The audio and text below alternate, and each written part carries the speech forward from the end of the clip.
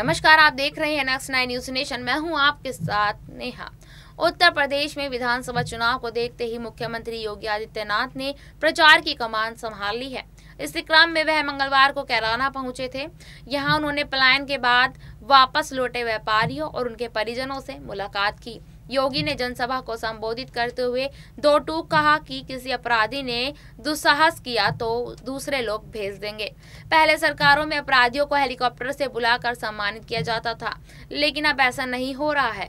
सियासी हलचल के बीच योगी आदित्यनाथ का वरिष्ठ पत्रकार राहुल कंवल के साथ एक पुराना इंटरव्यू वायरल हो रहा है। इस इंटरव्यू में योगी आदित्यनाथ से सवाल किया गया था, भारत पर हिंदुत्व एजेंडा जबरदस्ती थोपा जा रहा है, जबकि ये एक सेक्युलर देश है। कहा जाता है कि हम भारत को हिंदुत्व की नजर से देखना चाहते हैं, क्या यह ठीक है? सीएम योगी ने इसका जवाब दिया और कहा, भारत सेक्युलर देश इसलिए है क्योंकि ये हिंदू बहुल देश है। आखिर भारत से अलग हुए बांग्लादेश और पाकिस्तान में सेक्युलरिज्म कहाँ मर गई है? अगर कोई भारत में सेक्युलरिज्म चाहता है तो वो पाकिस्तान और बांग्लादेश में भी इसकी वकालत करे। योगी आदित्यनाथ ने आगे ही कहा, हिंदू होना ही सेक्युलर होने की सबसे बड़ी गारंटी है। मैं कहता हूं कि हिंदू सनातन के रूप में अगर खुद को मानता हूं तो बताइए कहां से गलत करता हूं। भारत में रहकर सेक्युलरिज्म की बात रखना बहुत आसान है। मैं तो चाहता हूं कि ऐसे लोग पाकिस्तान में जाकर भी सेक्युलरिज्म की बात रखें। मुख्यमंत्री योगी आदित्यनाथ से वरिष्ठ पत्रकार ने सवाल किया, भगवा वस्त्र पहनकर साधु का रूप धारण कर इस तरह की नफरत फैलाना कहां तक ठीक है?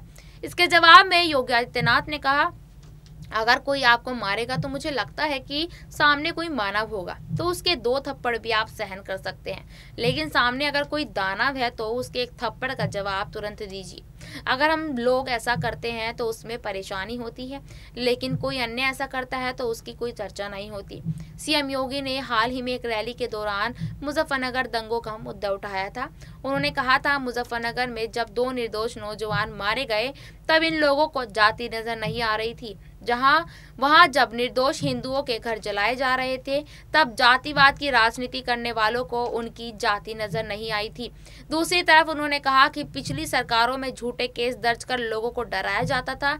स्वर्गीय हुकुम सिंह पर भी झूठे केस दर्ज किए गए थे क्योंकि उन्होंने हिंदुओं की आवाज उठाई थी।